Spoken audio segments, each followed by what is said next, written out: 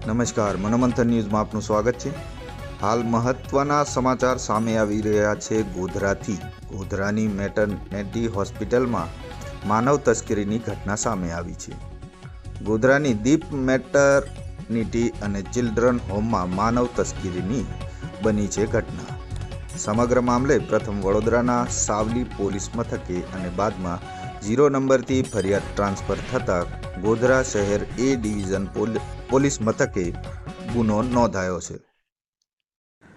તારીખ 18/9/25ના રોજ ગોધરા એ division police સ્ટેશનની અંદર વડોદરા ગ્રામ્યના સાવલી પોલીસ સ્ટેશનથી 0 નંબરથી એક ફરિયાદ દાખલ થઈને આવતો, જે અંગે એ ડિવિઝન પોલીસ સ્ટેશનની અંદર ગુનો રજીસ્ટર કરવામાં આવેલો હતો।